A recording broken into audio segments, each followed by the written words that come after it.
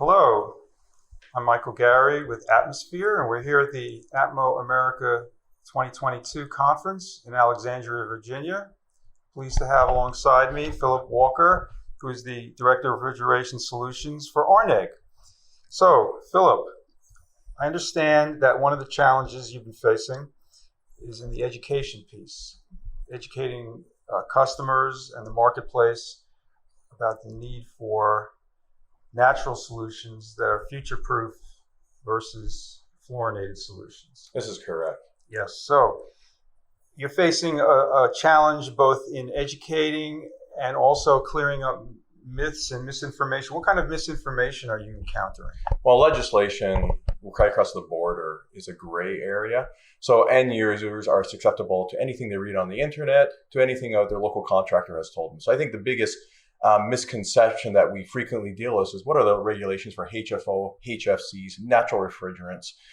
Being a manufacturer, it's our responsibility to come in and help the customer understand, but then to give them some self-efficiency. So it's not just a reliance upon us. They can leave with a firm understanding that they can broadcast to their network as well. Right.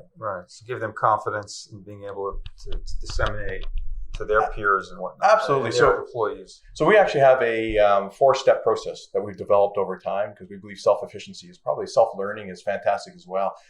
Because in the end, the end user has to promote this as a business case scenario, typically to the CFO or the CEO or the CEO of their organization. Right. So to articulate that properly is extremely important. Right. So typically what we ask the end user to do is, if there is any misconception, to do a little bit of research, pick another country that we understand legislation is being adopted. For us, we like to work with Italy. Arneg, Italy is headquartered there, and then we work with Quebec. So we ask the customer, do a little bit of research. What is currently being done elsewhere in the world? Then on a municipal level, what is being done environmentally around them? Adopt the similarities between the two. Those similarities are now worth a discussion point, okay? Mm-hmm. The third one is seeing what the technology exists in their current environment. Some of the biggest questions we have are south of the border inside the United States or even to Panama. How do we get the technology there, right? So let's discuss that. Let's discuss the best routing to get the technology and educate the people in place. The third one is broadcasting. You have to take that education and you have to make awareness of it throughout your entire organization. Mm-hmm. We have to cross-train each other and adopt the measures in place to expand our natural refrigerant knowledge. Mm-hmm. What's the biggest argument you make for using natural refrigerants? Well, you never have to do another gas change. That's number one. Yeah.